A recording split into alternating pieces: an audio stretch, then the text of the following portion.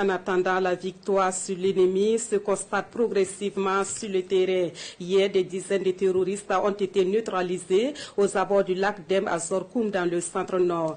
C'est principalement par les airs que les assaillants ont été ciblés et mis hors d'état de nuit. Le point détaillé de l'opération avec Bienvenue Tansa. Zorkoum, dans le centre-nord. Ce mercredi, les terroristes ont mené une attaque contre les positions militaires aux abords du lac Dem.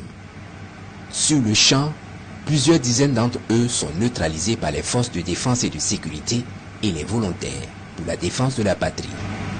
La vigoureuse riposte contraint l'ennemi à battre en retrait. Les drones prennent alors le relais. Depuis les airs, ils sont repérés et suivis jusqu'à ce regroupement. Là, plusieurs terroristes sont encore neutralisés. C'est la débandade dans les rangs des terroristes. Les assaillants sont traqués jusqu'à leur base. Dans ce village abandonné, ils se croyaient en sécurité. Les drones entrent en action. Plusieurs dizaines de terroristes sont neutralisés et leurs moyens logistiques détruits. Par cette autre action, les forces armées nationales démontrent que les attaques ne resteront plus impunies. Les attaques ne resteront plus impunies et les forces combattantes continuent de monter en puissance. La preuve nous vient cette fois-ci de la Boukoudimouna. Dans leur repris, après une attaque contre les positions de l'armée à Touga, plusieurs assaillants ont été pulvérisés par les vecteurs de l'armée de l'air. Les précisions dans ce récit de Sonia Kokti. Région de la boucle du Mouhoun, ce 21 mars 2023. Après avoir mené une attaque contre les positions des FDS à Tougan, la colonne ennemie est en phase de repli.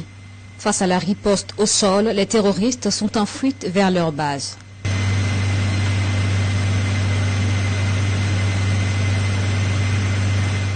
L'ennemi ne le sait pas.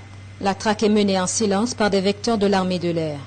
Repéré, traqué pendant des heures, l'ennemi est suivi dans sa fuite vers la frontière malienne. Une fois dans sa base, le groupe armé terroriste se croit en sécurité, camouflé sous les arbres et dans les buissons. Des frappes de précision sont alors déclenchées.